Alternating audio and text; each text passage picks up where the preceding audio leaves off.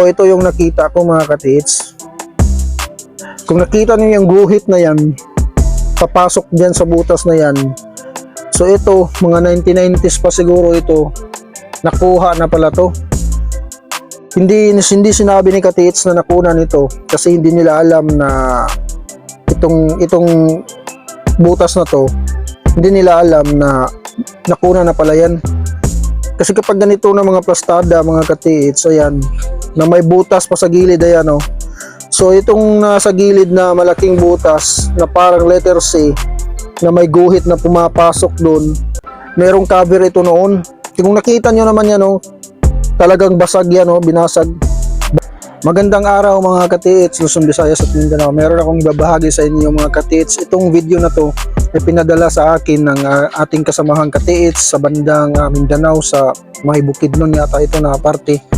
So ayan, napakaganda yung pinasa niyang video. Ayan o, kung nakikita niyo, ito ay malaking sapa na merong kakaibang plastada sa area, no. So ayan, panoorin natin mga katits, no.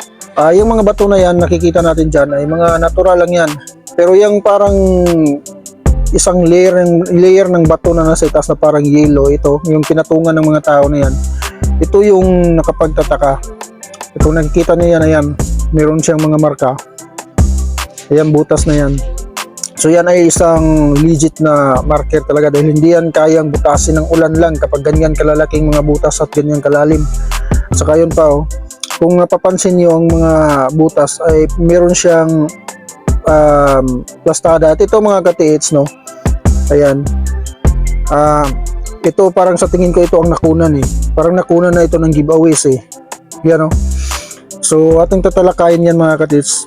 Babalik natin yung video, tingnan natin yan maya maya. So panoorin muna natin ito para makita nyo naman yung plastada ng area nila katits, no. Saka pwede rin kayo mag-comment sa baba kung ano yung mga comments nyo dito, ano yung mga idea na may bibigay nyo para matulungan natin yung ating katits. So napakaganda yung area. Balikan natin yung video. Balik tayo dito sa umpisa. Ayan. So dito mga katits, kung nakikita nyo yan, slow mo natin. Bagsakan ng tubig yan, papunta doon sa baba yung tubig. Ayan. Meron ako napansin dito yan, no?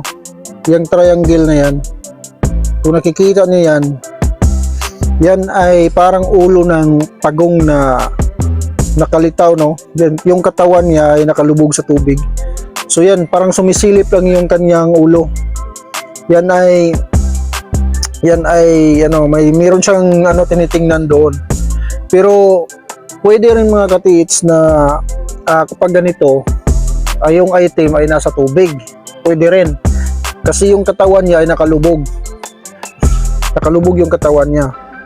Pero para sa akin, ito talaga ay meron itong tinitingnan talaga doon sa unahan, doon banda sa unahan mga katits, meron talaga itong tinitingnan. So kailangan lang gawin nila katits nito, kasi pagkasabi niya yung east, ang bandang east ay yung ano, yung simula sa pinagbagsakan ng tubig, yung may mga butas, nandun yung east. So ito ay nasa west. So wala namang mawawala, no, kung titingnan natin.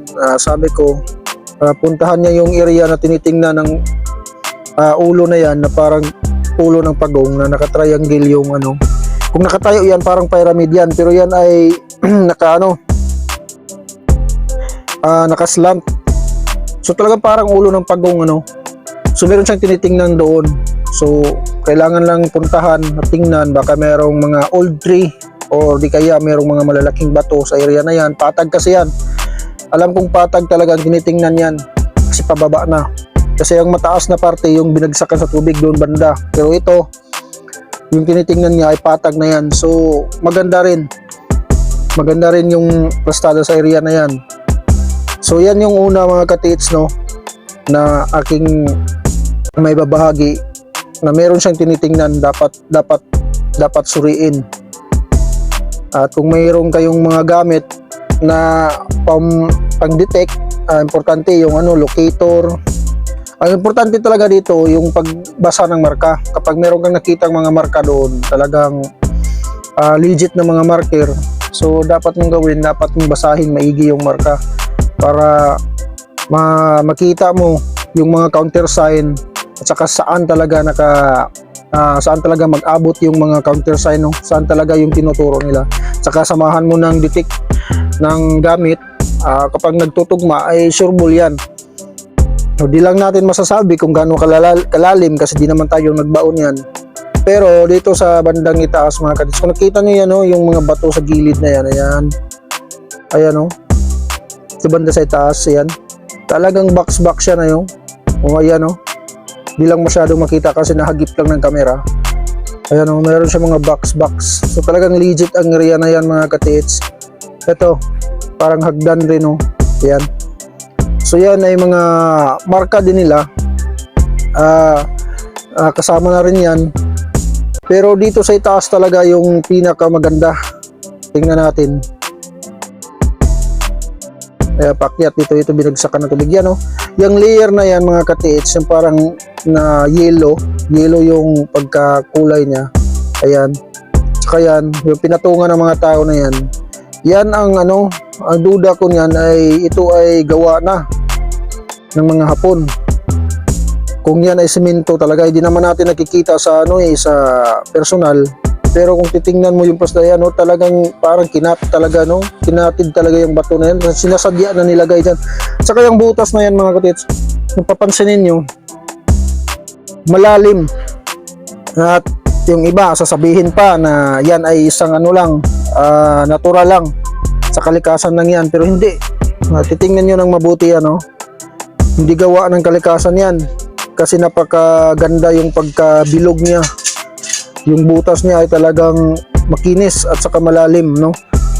Ayan, napakaganda.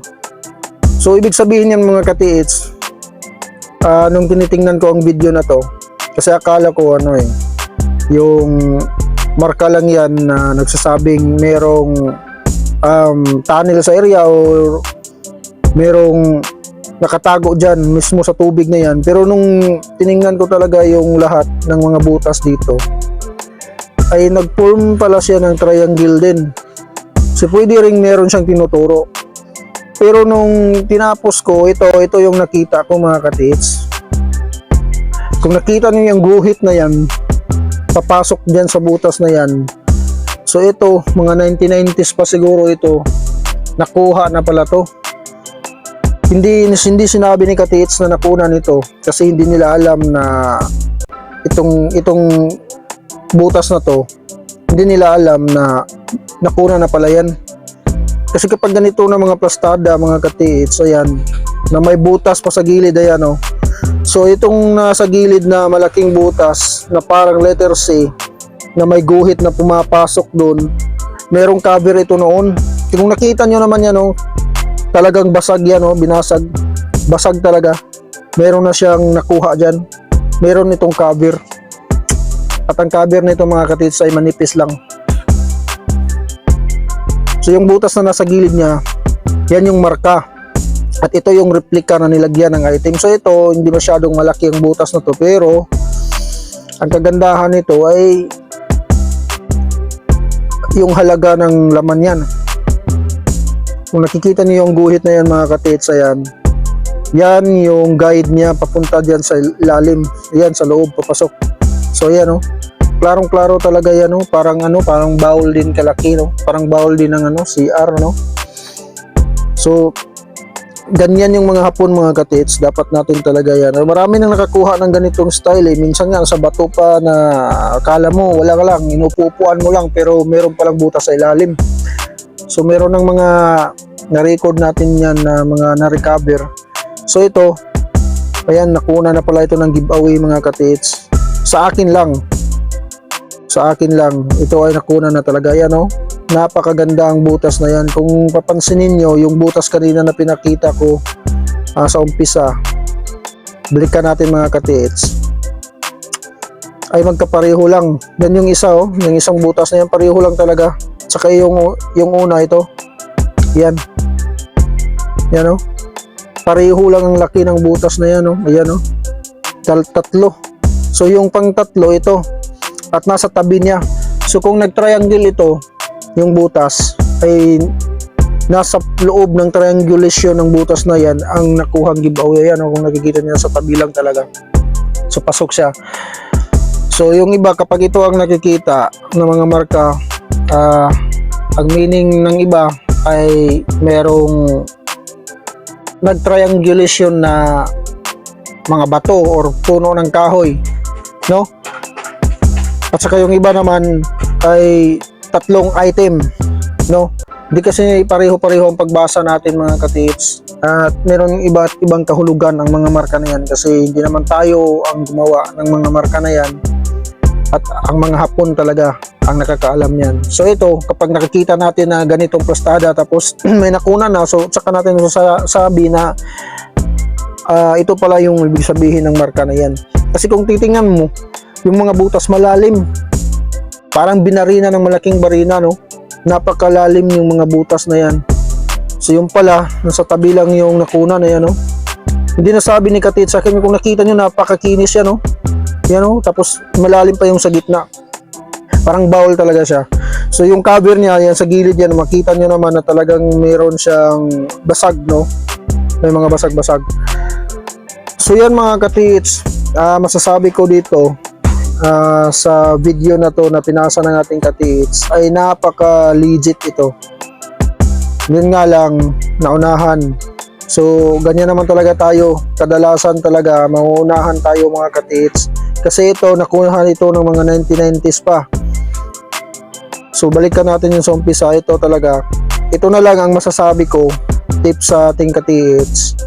Yan, yung tinitingnan ng pyramid na nakaslant na yan ang subukang puntahan, kasi nakikita ko kasi yung area, yung tubig binagsakan, yung mataas na bahagi niya, tsaka dito sa parting itaas, ayan o, kung nakikita nyo yan sa itaas na sa gilid ng tao na nakakulay green, mataas na yan. So hindi natin masasabi na dati hindi nila dati yung tubig ay pinadivert nila, kasi walang mapupuntahan ng tubig eh. Diyan lang talaga babagsak, kasi hindi na mapupuntahan sa gilid.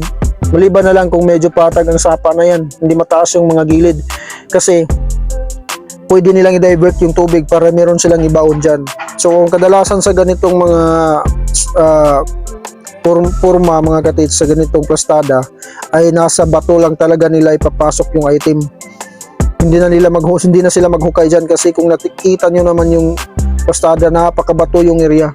Kahit sila mga Hapon, mahihirapan sila kapag wala silang mga dalang equipment, ano?